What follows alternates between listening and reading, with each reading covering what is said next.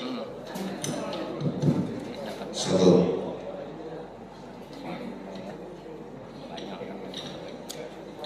Bismillahirrahmanirrahim. Assalamualaikum warahmatullahi wabarakatuh.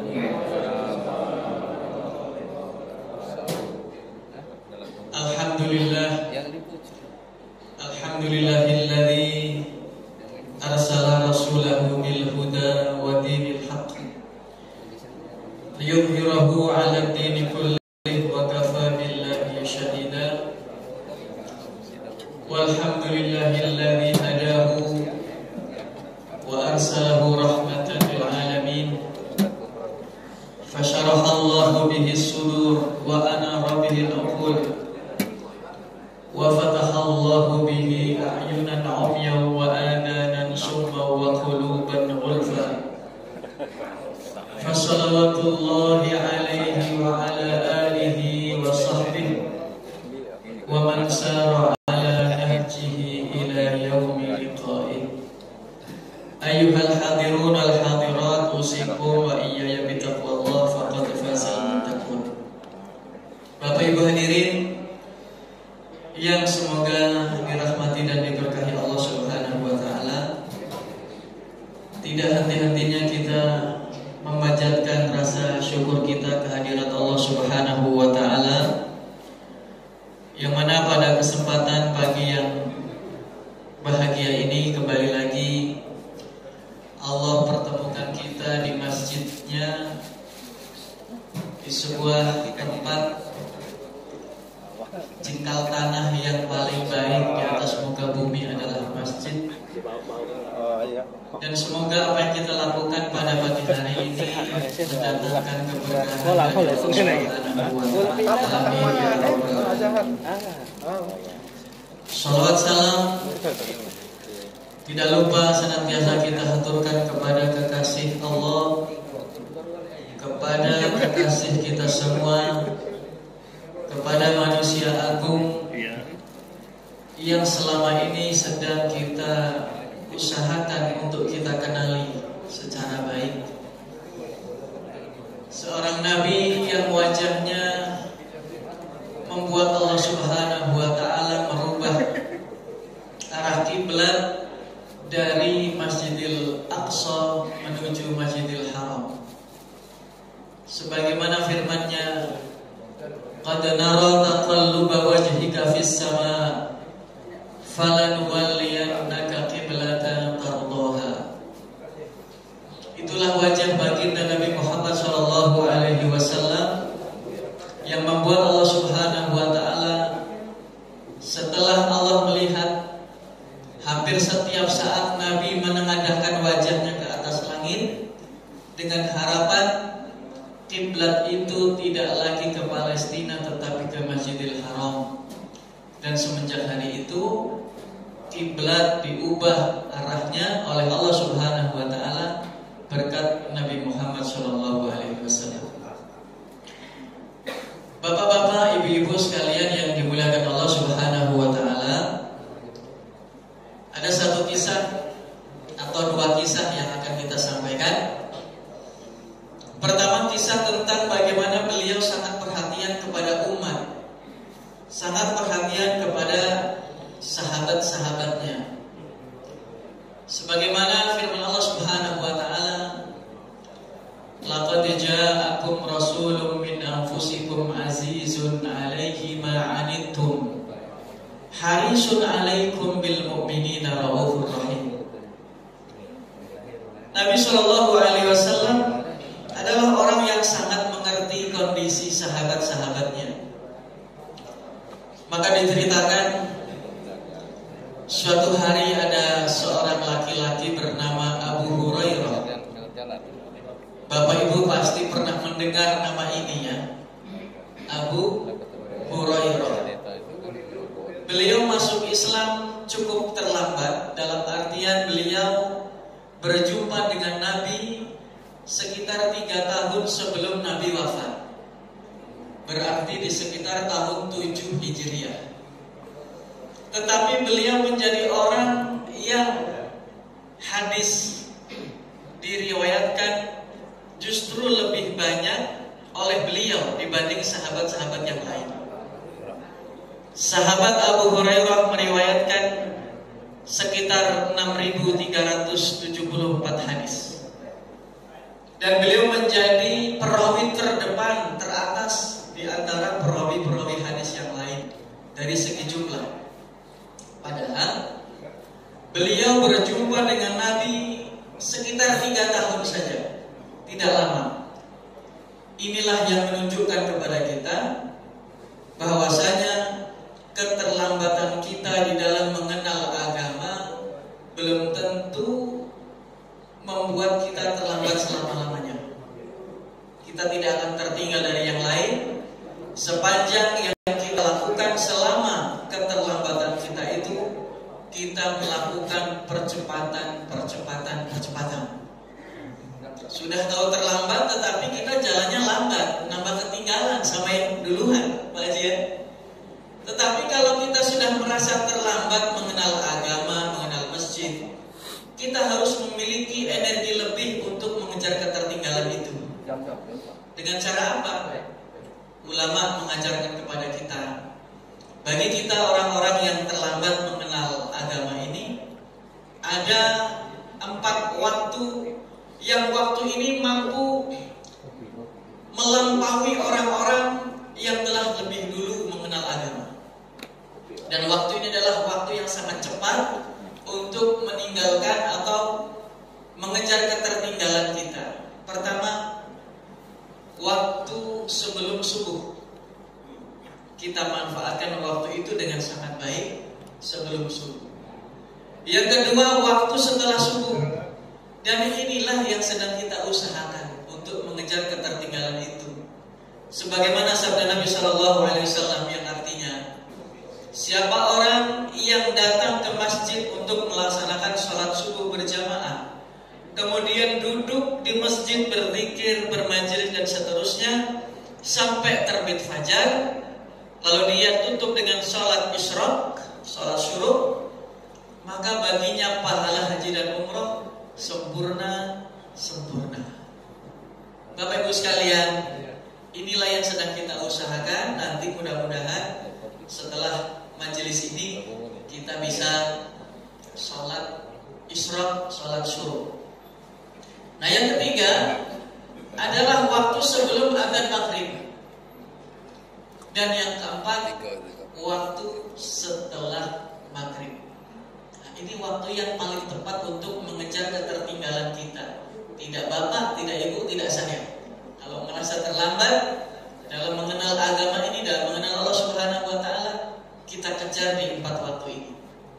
Bapak Ibu sekalian rahimakumullah, Abu Hurairah ini menjadi sahabat yang cukup terlambat dalam mengenal Rasul, tetapi dia menjadi orang yang terdepan dalam meriwayatkan hadis sebanyak 6.000 sekian hadis. Padahal Sayyidina Abu Bakar sebagai orang yang mengenal Nabi sejak kecil, sejak remaja, beliau tidak meriwayatkan hadis sebanyak itu. Maka suatu hari Abu Hurairah kemudian merasa perutnya lapar. Jadi sahabat-sahabat itu mereka lapar ya lapar sama seperti kita. Maka beliau sebagai orang yang dilatih oleh Nabi untuk tidak meminta-minta, dan tidak akan kita lihat dalam sejarahnya para sahabat itu meminta-minta. Mereka memiliki izzah. Apa izzah? Kemuliaan, harga diri yang sangat tinggi, sehingga mereka tidak akan kita lihat dalam sejarahnya meminta-minta. Maka Abu Hurairah selesai sholat kemudian duduk atau berdiri di luar masjid untuk menanti-nanti sahabat lain yang barangkali para sahabat faham dengan apa yang sedang dirasakan oleh Abu Hurairah, yaitu perutnya yang lapar. Lewatlah waktu itu Sayyidina Abu Bakar As-Siddiq radhiyallahu anhu, dan caranya pun namanya orang berilmu, caranya luar biasa. Abu Hurairah dia berpura-pura menanyakan satu bab di dalam Al-Quran yang sejatinya dia sudah tahu maknanya, tetapi dia pura-pura tidak tahu. Abu baca ayat yang seperti ini dan aku belum paham maksud apa ini. Ayat ini maksudnya apa? Maknanya apa? Tolong jelaskan. Abu Bakar As-Siddiq menjelaskan dengan sangat gamblang, sangat detail, sangat jelas. Begini maksudnya ayat ini, begini. Dengan harapan Abu Hurairah kemudian sambil ngobrol diajak masuk ke rumahnya Abu Bakar. Diajak makan lah, sarapan kira-kira gitu. Rupanya Abu Bakar As-Siddiq belum memiliki hasasiyah, kepekaan yang dalam tentang apa yang dirasakan oleh sahabat itu. Selesai beliau menjelaskan ayat tersebut, selesai pula urusan. Abu Hurairah tidak kecewa. Beliau tetap kembali ke tempat yang semula, berharap ada orang lain yang bisa paham melebihi Abu Bakar As-Siddiq. Kelewat Pak waktu itu Sayyidina Umar Ibn Al-Khattab. Sayyidina Umar itu posturnya sangat tinggi. Mungkin di Masjid Al-Bohar belum ada yang setinggi Umar. Tinggi sekali dan beliau kepalanya botak. Bersyukurlah bapak-bapak yang kepalanya botak, berarti mirip Sayyidina Umar. Bersyukur pula bapak-bapak yang berperut gendut karena mirip Sayyidina Ali bin Abi Thalib. Bersyukurlah bapak-bapak yang badannya kurus karena mirip Sayyidina Abu Bakar As-Siddiq. Kayak saya. Kalau saya mungkin bukan Abu Bakar ya, mungkin lebih mirip ke Abdullah bin Mas'ud. Abdullah bin Mas'ud itu kecil, sempat ditertawakan sahabat-sahabat yang lain ketika sedang naik pohon arok. Apa tuh pohon arok? Pohon yang rantingnya atau akarnya digunakan untuk siwak. Lagi naik pohon arok, tersikat kakinya yang kecil itu, ditertawakan sama sahabat yang lain. Nabi marah. Kalian ini mentertawakan siapa? Itu ya Rasulullah. Ibnu Mas'ud, kakinya kecil sekali, ditertawakan itu. Maka Rasul mengatakan, sungguh meskipun kakinya kecil, tetapi di mizan, di timbangan amal, itu lebih berat daripada gunung Uhud. Karena ilmunya, karena imannya, karena mahabbah. Nah, Abu Hurairah berhadapan dengan Sayyidina Umar, dan dengan harapan Sayyidina Umar lebih mengerti apa yang sedang dirasakan oleh Abu Hurairah. Rupanya sama Pak, ilmunya sama, menjelaskan begini bagus sekali. Tetapi begitu masuk rumah, Abu Hurairah nggak diajak masuk. Gagal, nasi uduk pagi ini nggak dapat ini, apa lontong sayur apa gitu nggak dapat pagi ini. Senin dapat ya. Akhirnya beliau kembali lagi ke tempat asal. Sayup-sayup terdengar dari jauh ada seorang laki-laki yang memanggil, "Ya Abu Hurairah, ta'al." Dari suara Abu Hurairah tidak sangsi lagi, tidak ragu lagi, ini adalah suara indah Nabi Muhammad SAW. Orang yang paling mengerti Pak perasaan para sahabatnya. Maka beliau kemudian tidak bertanya tentang ayat itu, karena memang sudah jelas ayat itu. Sudah dijelaskan oleh dua sahabat mulia dan Abu Hurairah pun sudah faham betul dengan ayat itu. Maka berjumpa dengan Nabi pun tidak menanyakan ayat itu. Dan Nabi pun langsung mengerti maksud Abu Hurairah itu apa. Maka Abu Hurairah dipanggil, "Ya Abahir, kemarilah, ayo masuk ke rumahku." Masuk ke rumah Rasul. Rasul pun tidak yakin betul apakah di rumahnya ada makanan ataukah tidak, sehingga beliau harus bertanya dulu kepada istrinya, "Adakah makanan di rumah kita?" Kata istrinya, "Tidak ada ya Rasulullah." Nah, repot lagi nih. Tidak ada ya Rasulullah, hanya ada semangkuk susu, itu pun hadiah dari sahabatmu. Semangkuk susu cukup untuk apa kira-kira? dikatakan sudah beberapa hari tidak makan. Maka beliau seorang utusan Allah, seorang nabi yang memiliki mukjizat. Maka susu dikeluarkan hanya semangkuk. Abu Hurairah sudah berharap agar susu itu segera diminumnya. Tetapi yang terjadi ternyata tidak, Bapak Ibu sekalian. Ternyata Abu Hurairah diminta oleh Nabi untuk keluar rumah dan segera pergi menuju Ahlu Suffah. Apa itu Ahlu Suffah? Orang-orang yang tidak punya rumah, yang hijrah dari berbagai negeri menuju Yasrib, menuju Madinah, yang mereka tinggalnya di pelataran Masjid Nabawi, yang jumlahnya fluktuatif, kadang tinggi, kadang di bawah. Jumlahnya 75 sampai sekitar 300-an orang. Abu Hurairah, panggil teman-temanmu kemari. Abu Hurairah nambah bingung, nambah heran. Ini susu untuk berdua aja gak cukup, ya kan? Ini malah saya disuruh manggil teman-teman saya yang jumlahnya ratusan itu. Ya namanya sahabat, Pak, gak ada yang protes, Pak. Paling di hatinya gak kebagian. Gak kebagian, ini susu cuma segini. Beliau lakukan. Sahabat-sahabat, kita dapat undangan minum susu dari Rasulullah SAW.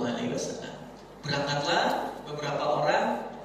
Abu Hurairah ambil semangkuk susu itu dan berikan kepada teman-temanmu. Ini yang lapar beliau, Pak, yang haus beliau, yang membutuhkan makanan beliau. Tetapi Nabi justru memerintahkan agar susu itu diberikan kepada sahabat yang lain dulu. Itu pun dilakukan, Pak.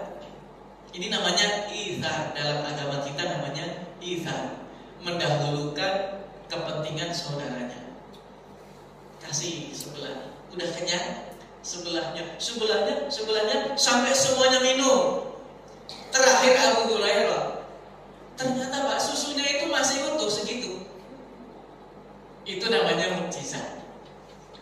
Kalau kita jangan coba-coba, Pak. Ingin mendahulukan orang lain, habis betulan karena kita bukan nabi.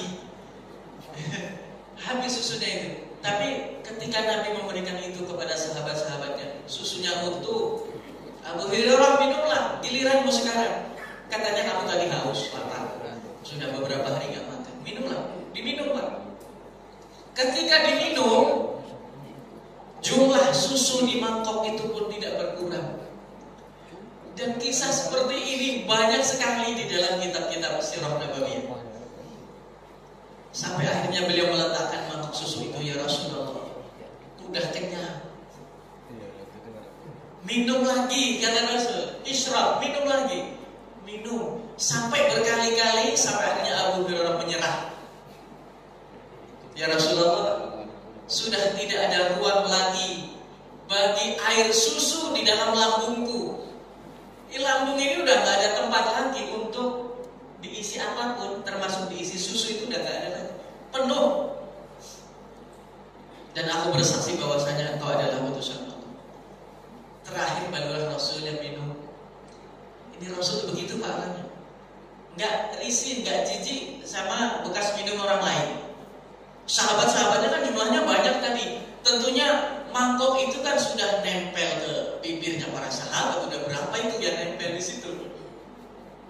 Tetapi Nabi kemudian meminum bekas dari mulutnya para sahabat yang lain. Terakhir Nabi yang minum.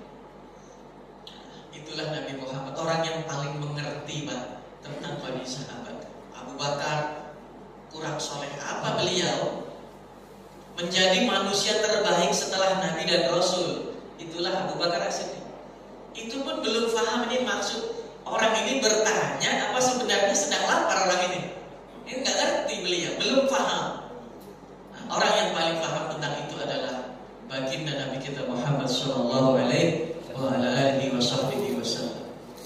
Nah, kisah yang kedua hampir mirip dengan kisah ini, yang menunjukkan bahwasanya beliau adalah orang yang sangat mengerti kondisi sahabat. Bapak, Ibu, hadirin hadirat sekalian yang dimuliakan Allah Subhanahu wa taala. Sahabat Jabir bin Abdullah sebagai seorang sahabat yang ketika ditinggal wafat ayahnya masih dalam keadaan Suatu hari Jabir bin Abdullah ikut pergi bersama Rasul dalam rangka jihad fisabilillah.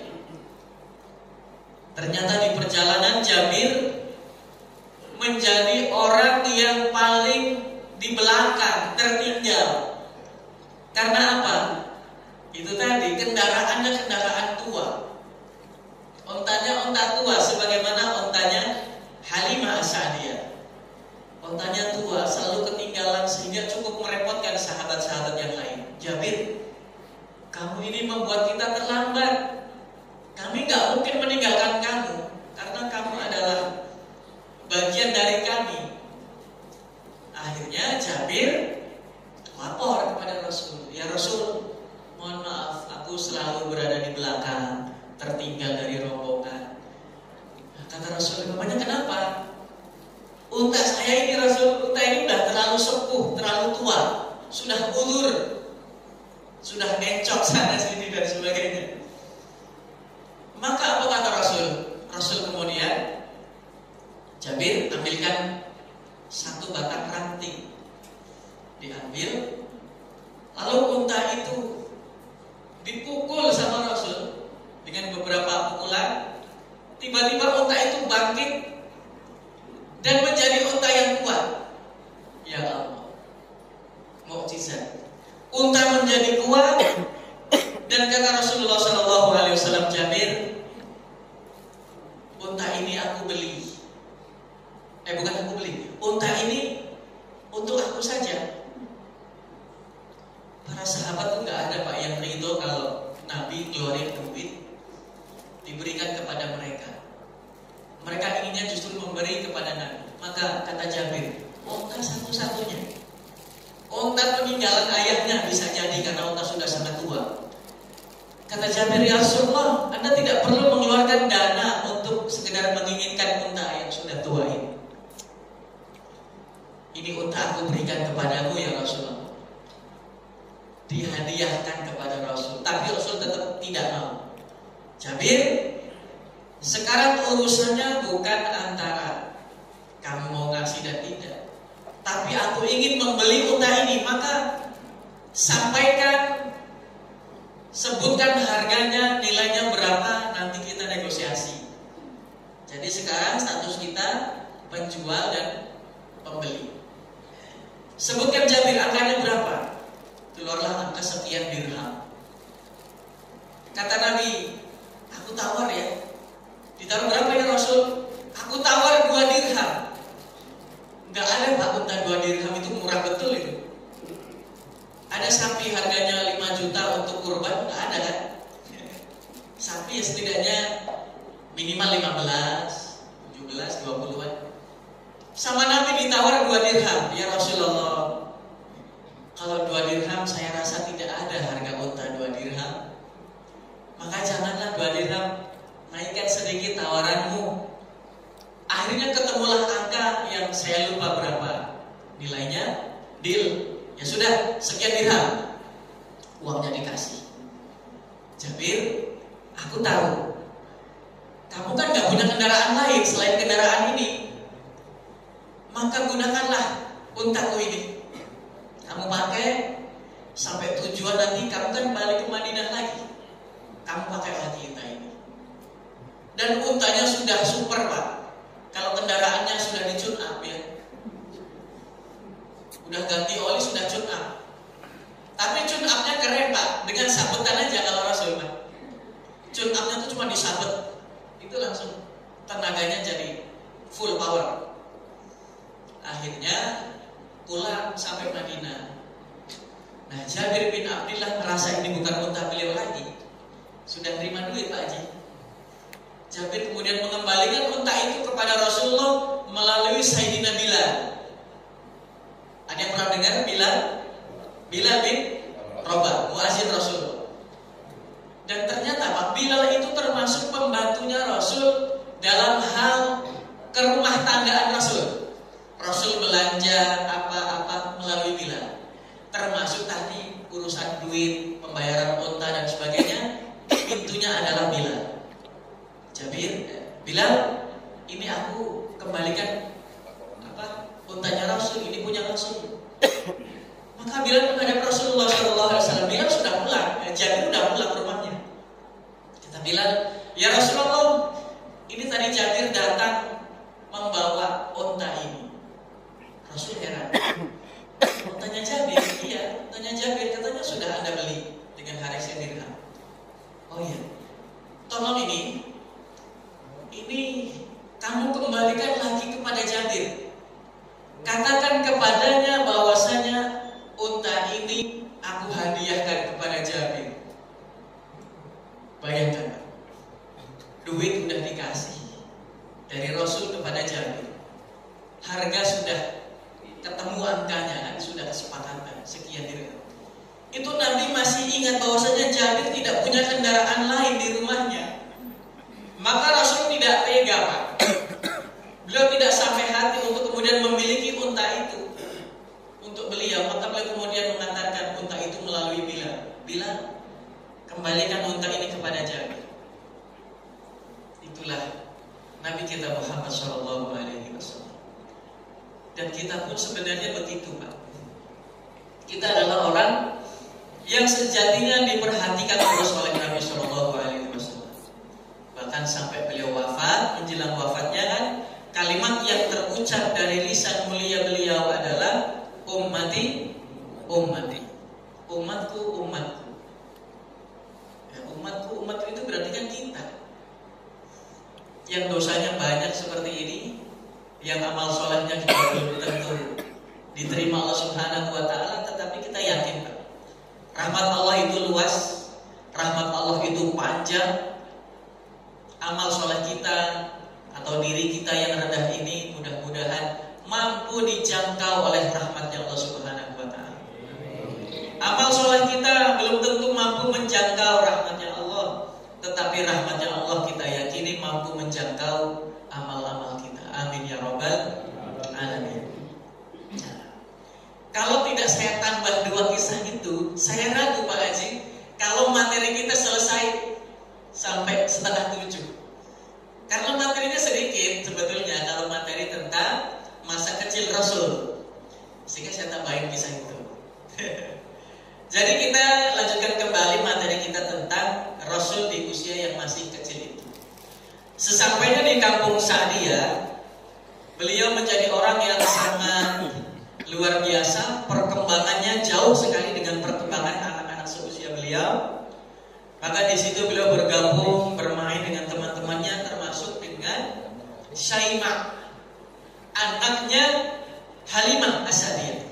Nah, Syaimah ini, Pak, ini pernah main-main sama Rasul dan Rasul kemudian sempat menggigit pundaknya Syaimah, membekas di pundaknya Syaimah. Nah, maka ketika Rasul sudah dari Nabi, sudah usianya sudah tua dan seterusnya, Rasul SAW selesai penaklukan kota Mekah, menaklukkan kota Taif. Pernah dengar Taif ya? Kota Taif yang dulu penduduknya ngelempari Nabi. Di tahun 8 Hijriah, kota itu ditaklukkan oleh Rasul dan semuanya hampir 100% masuk Islam. Termasuk di situ tertawanlah Syaimah. Syaimah tertawan. Ya Muhammad, masih ingat gak sama aku? Dulu kita waktu kecil bermain bersama di kampung halamanku, di kampung Sa'diyah. Rasul kemudian ingin menerka-nerka. Kamu punya ciri apa kalau kamu temanku? Nih, pundakku nih, gompel dikit. Ada bekas luka. Ini gara-gara kamu dulu gigit aku waktu kecil. Wah, begitu tahu itu Syaimah, beliau melepas sorbannya, digelar, Syaimah duduklah. Itu memperlakukan kawanan begitu. Kalau bukan Rasulullah tidak ada. Tawanan-tawanan sekarang yang di penjara Israel itu, Pak, itu disiksa dengan siksaan yang sangat luar biasa. Hilang ingatan, hilang penglihatan, hilang hidungnya, telinganya. Itu orang-orang kafir begitu kelakuannya. Tetapi begitu kaum muslimin menawan orang kafir, perlakuannya sebagaimana yang diajarkan Nabi Muhammad SAW, perlakuannya sangat lembut. Bahkan sebenarnya yang sedang ditawan itu bukanlah fisiknya, tetapi yang ditawan oleh kaum muslimin sebenarnya hatinya. Ditawan hatinya supaya tertarik sama agama ini. Dikasih roti, dikasih apa-apa, lama-lama tertarik dengan agama Islam. Nah, Saima kemudian masuk Islam kan, dan beliau ditawari, Saima, kamu mau ikut aku ke Madinah, kita hidup bersama, atau kamu mau pulang ke kampungmu? Ya Rasulullah, aku mau pulang saja. Maka beliau akhirnya pulang, dibebaskan, gak jadi tawanan lagi. Nah, ketika itu Pak, Rasulullah SAW mengalami satu peristiwa, yang peristiwa ini tentunya Bapak Ibu pernah dengar, peristiwa pembelahan dada. Betul-betul dibelah dada beliau oleh malaikat, yang pada hari itu malaikat datang, Rasul sedang bermain-main, dipegang, dirobohkan di atas tanah, lalu dadanya dibelah dan dikeluarkan sesuatu yang ada di dalam dadanya itu, yang kita tidak tahu Pak, yang dikeluarkan itu apa. Lalu oleh malaikat dibersihkan dengan air Zam-Zam, lalu dimasukkan kembali. Nah, semenjak hari itu Rasulullah SAW tidak bisa lagi diganggu syaitan, karena itu adalah jalurnya syaitan untuk mengganggu manusia. Kalau kita tahu di dalam hati kita ada jalur itu, posisinya di mana, bendanya yang bagaimana, mungkin kita berlomba-lomba mencari dokter bedah. Ya Pak, cari dokter bedah, tolong Pak dokter ambil jalur syaitan supaya saya nggak diganggu setan lagi, dibersihkan, masukin lagi. Sayangnya kita tidak diberitahu jalur apa itu, bentuknya apa. Yang jelas organ tubuh yang posisinya di sekitar dada diambil, dibersihkan, dimasukkan kembali. Anaknya Halimah As-Sa'diyah nangis ketakutan. Dia pulang ke rumah, wahai ayah, wahai ibu, Muhammad telah dibunuh oleh seseorang yang berpakaian putih. Maka kemudian rasa khawatir timbul di dalam hati Halimah As-Sa'diyah. Didatangilah tempat bermain itu, lalu dilihatnya Rasul sedang duduk-duduk biasa. Artinya nggak ada rasa takut itu Pak Haji, biasa. Kemudian karena khawatir, Halimah akhirnya memutuskan untuk memulangkan Muhammad ke pangkuan ibundanya. Khawatir ini gangguan jin, setan dan sebagainya. Akhirnya dipulangkan. Masa 2 tahun sudah selesai, masa ini dikembalikan. Berarti kan sebetulnya usia 2 tahun sudah dikembalikan Pak ke Mekah. Tetapi ternyata kata Aminah sesampainya di Mekah, Halimah, memangnya ada apa kok dikembalikan?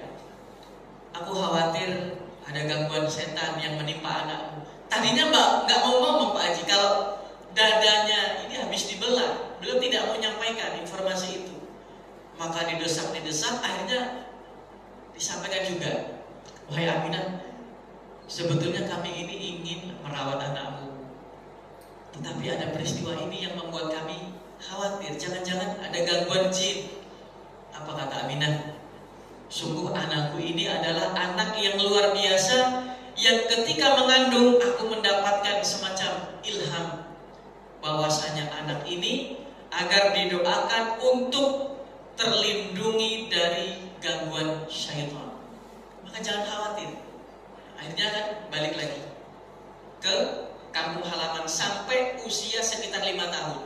Artinya Pak, beliau itu tidak dirawat oleh ibunya, tetapi justru dirawat oleh orang lain, oleh orang kampung yang hikmahnya sudah kita sampaikan pekan kemarin, menjaga bahasa Arabnya, menjaga fisiknya, menjaga akhlaknya.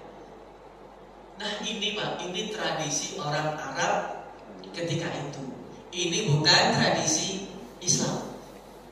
Jadi ini lagi-lagi bukan tradisi Islam.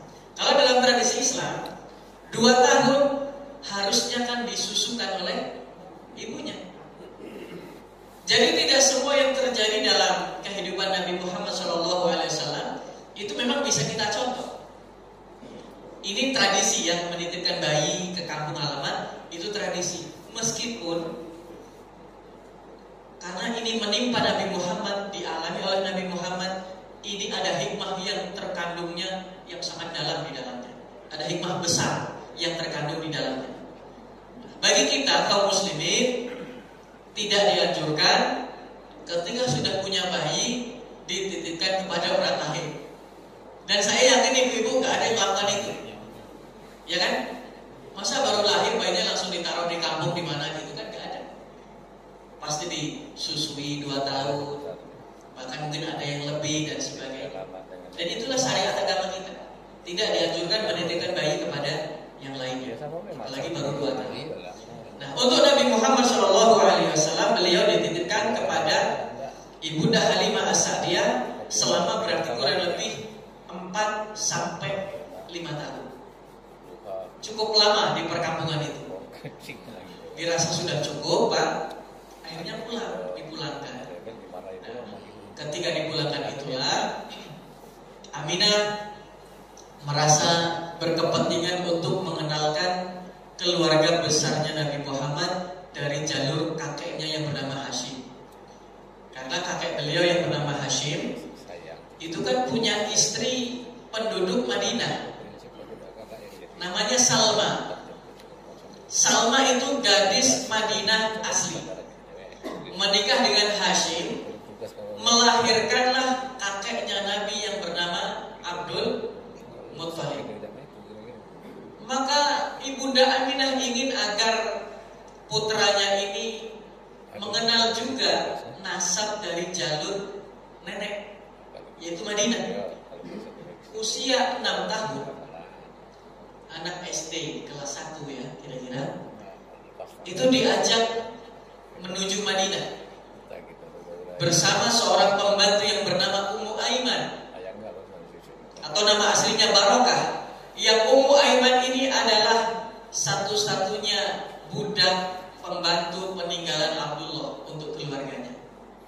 Makanya Pak, kalau kita baca sejarah Ummu Aiman, ini Nabi pernah mengatakan, aku memiliki ibu setelah ibu kandungku. Jadi dianggap ibunya itu termasuk Ummu Aiman. Orang yang sejak Nabi usianya 6 tahun, bahkan ketika Nabi lahir, Ummu Aiman itu mendampingi kehidupan Aminah, itu menjadi orang yang sangat dicintai sama Rasulullah SAW. Maka Ummu Aiman menjadi ibu kedua setelah Ibunda Aminah. Diajaklah Ummu Aiman, diajaklah Rasulullah SAW di usia 6 tahun itu menuju Madinah, Pak. Yang jaraknya kalau sekarang kurang lebih 500 km. Kalau dulu sangat mungkin lebih jauh, karena harus, ya kan Pak, melewati lembah, bukit, cari jalan yang mudah. Itu kan muter-muter begitu kan kilometernya lebih jauh. Akhirnya berangkatlah mereka bertiga. Sesampainya di Madinah, dikenalkan dengan Bani Najjar. Ini pamanmu, ini uakmu, ini keponakan, semuanya, familinya itu dikenalin semua. Nah, kemudian setelah dirasa cukup mengunjungi Madinah, 1 bulan berada di sana dan mengunjungi pula makam ayahnya. Makam ayah beliau itu di tengah-tengah antara Mekah dan Madinah, lebih dekat ke Madinah, di sebuah kampung bernama apa Bu? Masih ingat dulu pelajaran sejarah Nabi zaman kecil dulu? Abwa ya. Di sebuah kampung bernama Abwa. Disitulah makam Abdullah bin Abdul Muttalib. Untuk mengenalkan, wahai Muhammad, kamu tuh sebetulnya punya ayah, tapi ya ayahmu sudah meninggal. Ini pusara, ini makam ayahmu. Untuk mengenalkan sosok ayah dalam benak seorang anak kecil bernama Muhammad. Jadi Bapak Ibu sekalian rahimakumullah, Nabi Muhammad itu adalah orang yang terlahir dalam keadaan yatim. Di saat anak-anak seusia beliau mengerti betul sosok ayah, suaranya, cara tertawanya, cara marahnya, bahkan mungkin aroma keringat dengan ayah itu mereka paham. Tetapi Nabi Muhammad SAW tidak pernah terbayangkan bagaimana bentuk wajah ayahnya itu bagaimana, tidak terbayangkan. Tidak terbayangkan pula bagaimana rasanya digendong sama bapak, ya kan? Bagaimana rasanya dimarah, dinasehati oleh ayahnya. Itu tidak terbayang sama sekali. Maka Ibunda Aminah berharap, nah ini ayah, makam ayahmu di sini. Agar memiliki bayangan, oh aku sama dengan anak-anak yang lain. Aku pun punya ayah, tetapi nasibku berbeda dengan mereka. Itu sedihnya bukan main, Pak. Anak usia segitu, Pak, harus membayangkan bagaimana sosok ayah. Padahal zaman itu kan sangat sulit, Pak. Membayangkan profil seorang ayah itu sulit sekali. Bagaimana tidak sulit? Belum ada teknologi video seperti kita sekarang, kamera dan sebagainya, tidak ada. Foto terpanjang tidak ada. Sekarang kita bisa lihat bagaimana Kiai Haji Ahmad Dahlan sebagai pendiri Muhammadiyah, tahu sosoknya begitu. Kita terbayang. Kita tahu ada foto Kiai Haji Hasyim Asy'ari, pendiri Nahdlatul Ulama. Begitu sosoknya, kita terbayang. Para habaib yang fotonya terpajang, para ulama Nusantara yang terpajang, kita tahu, ada bayangan, oh ternyata begini ya, kita termasuk negeri yang sangat dimuliakan Allah Subhanahu wa taala dengan hadirnya para ulama ke kita. Ada apa kita? Referensi itu ada. Nabi Muhammad SAW tidak ada referensi apapun tentang sosok ayah. Nah, setelah peristiwa itu, maka kemudian Sayyidah Aminah di perjalanannya sakit Pak Beli.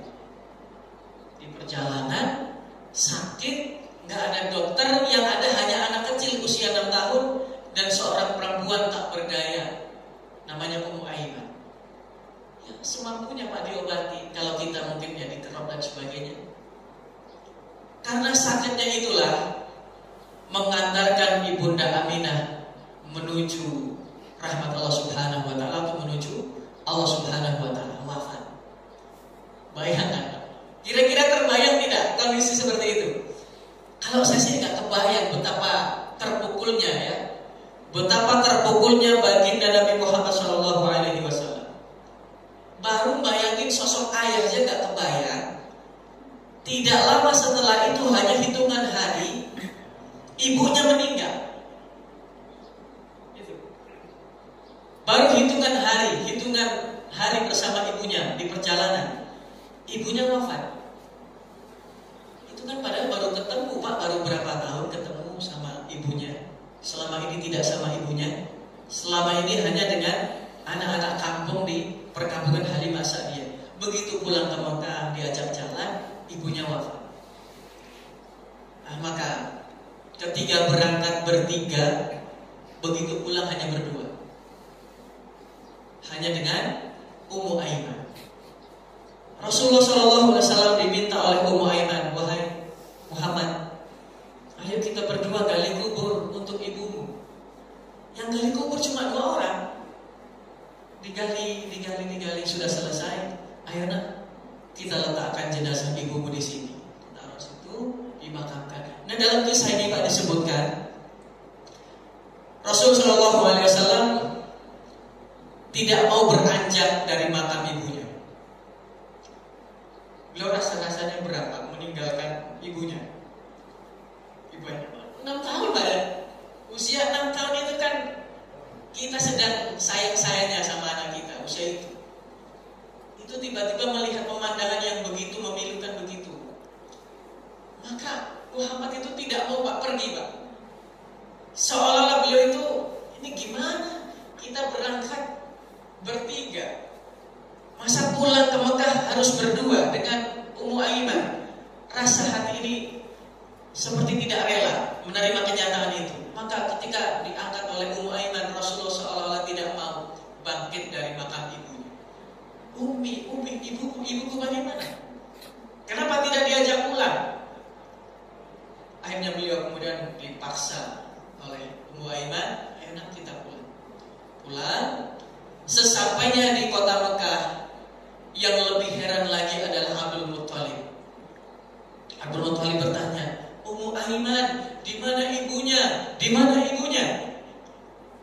Maka Ummu Aiman menjawab, qad matat. Ibunya sudah wafat. Itu langsung seringnya bukan main, langsung diangkat, digendong Muhammad SAW dalam gendongan Abdul Muthalib. Wahai anakku, sekarang engkau bukan lagi cucuku, engkau sekarang adalah anakku. Engkau bukan cucuku, sudah tidak dianggap cucu lagi. Engkau aku anggap sebagai anakku. Ayo nak, digendong sama Abdul Muthalib. Jadi berangkat bertiga, pulang hanya berdua. Bayangkan. Akhirnya Muhammad SAW di usia itu sudah positif genap menjadi anak yang yatim piatu, diasuh oleh kakeknya dengan harapan, Pak, dengan kakeknya ini beliau nanti mendapatkan bimbingan, ya kan, mendapatkan arahan-arahan. Dan memang begitu yang dilakukan Abdul Muthalib.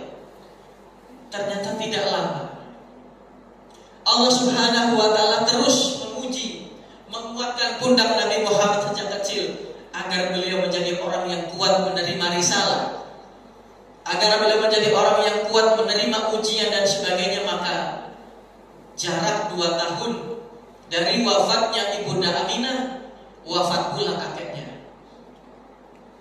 2 tahun. Usia beliau waktu itu baru 8 tahun.